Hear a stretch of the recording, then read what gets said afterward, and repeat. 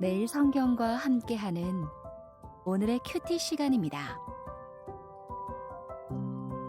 8월 18일 오늘의 말씀은 예레미야 22장 10절에서 19절입니다.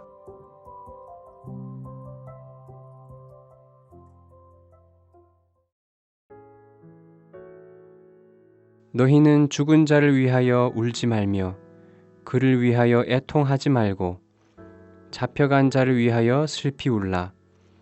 그는 다시 돌아와 그 고국을 보지 못할 것임이라. 여호와께서 유다 왕 요시야의 아들 곧 그의 아버지 요시야를 이어 왕이 되었다가 이곳에서 나간 살룸에 대하여 이와 같이 말씀하시니라. 그가 이곳으로 다시 돌아오지 못하고 잡혀간 곳에서 그가 거기서 죽으리니 이 땅을 다시 보지 못하리라. 불의로 그 집을 세우며 부정하게 그 다락방을 지으며 자기의 이웃을 고용하고 그의 품삯을 주지 아니하는 자에게 화 있을진저 그가 이르기를 내가 나를 위하여 큰 집과 넓은 다락방을 지으리라 하고 자기를 위하여 창문을 만들고 그것에 백향목으로 입히고 붉은 빛으로 칠하도다. 내가 백향목을 많이 사용하여 왕이 될 수 있겠느냐? 내 아버지가 먹거나 마시지 아니하였으며 정의와 공의를 행하지 아니하였느냐? 그때에 그가 형통하였었느니라. 그는 가난한 자와 궁핍한 자를 변호하고 형통하였나니 이것이 나를 알미 아니냐? 여호와의 말씀이니라.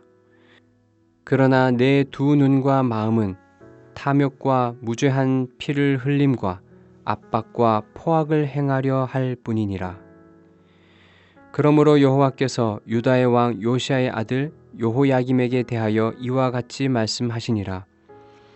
무리가 그를 위하여 슬프다 내 형제여 슬프다 내 자매여 하며 통곡하지 아니할 것이며 그를 위하여 슬프다 주여 슬프다 그 영광이여 하며 통곡하지도 아니할 것이라. 그가 끌려 예루살렘 문 밖에 던져지고 나귀같이 매장함을 당하리라. 8월 18일 금요일입니다.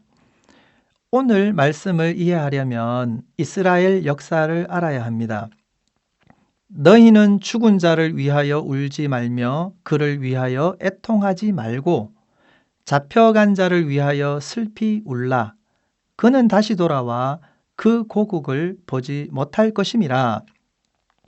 10절에 나오는 죽은 자는 주전 609년 무깃도에서 이집트의 파라오 느고와 전쟁을 하다가 목숨을 잃은 요시야 왕을 말합니다. 잡혀간 자는 요시야의 뒤를 이어 왕이 되었다가 석 달 만에 이집트로 잡혀간 요시야의 아들 여호아하스를 말합니다. 11절에서는 여호아하스를 살룸이라는 이름으로 부르고 있습니다. 하나님이 요시야를 위해서는 울지 말고 애통하지 말아야 하지만 살룸을 위해서는 슬피 울라고 하십니다. 언뜻 생각하기에는 하나님 뜻대로 순종하려고 애썼던 요시야가 너무 일찍 죽은 일이 더 슬플 것 같은데 하나님 생각은 다릅니다. 10절 하반절과 11절, 12절에서 이유가 나옵니다. 그는 다시 돌아와 그 고국을 보지 못할 것임이라. 그가 이곳으로 다시 돌아오지 못하고 잡혀간 곳에서 그가 거기서 죽으리니 이 땅을 다시 보지 못하리라. 살룸은 잡혀간 이집트에서 다시 돌아오지 못하고 그곳에서 죽게 되는데 앞으로 바벨론의 포로로 끌려갈 이스라엘 백성이 겪을 일을 미리 보여줍니다. 이스라엘 백성은 바벨론의 포로로 끌려가서 70년이 지나서야 돌아오게 됩니다. 잡혀간 첫 세대는 고향으로 돌아오지 못하고 그곳에서 죽었습니다. 13절에서 18절은 살룸의 뒤를 이어 왕이 된 살룸의 형제 여호야김에게 하시는 말씀입니다.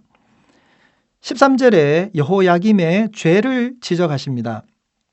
불의로 그 집을 세우며 부정하게 그 다락방을 지으며 자기의 이웃을 고용하고 그의 품삯을 주지 아니하는 자에게 화 있을진저.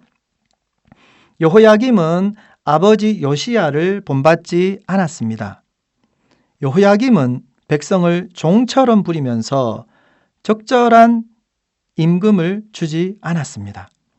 값비싼 백향목으로 왕궁을 짓고 화려하게 치장했습니다. 백성을 힘들게 하면서도 자신은 사치를 즐겼습니다. 하나님이 여호야김과 아버지 요시야를 비교하십니다. 모범적인 왕 요시야는 정의와 공의를 행했습니다. 가난한 자와 궁핍한 자를 변호하며 하나님을 아는 삶을 보여주었습니다. 그와 반대로 여호야김은 탐욕이 가득했고 무죄한 피를 흘렸고 압박과 포악을 행했습니다. 18절과 19절에 나오는 여호야김의 최후는 비참합니다.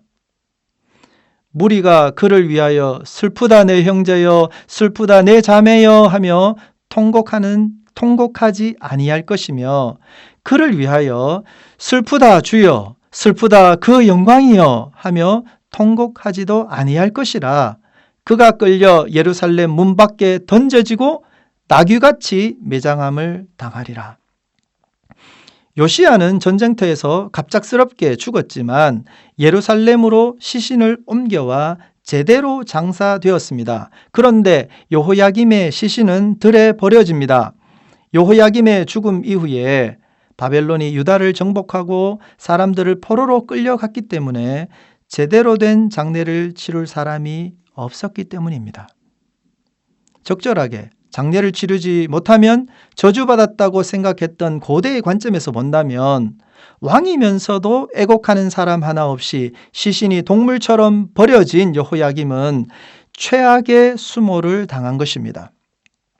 요시야와 그의 아들 살룸과 여호야김의 삶을 살펴보았습니다.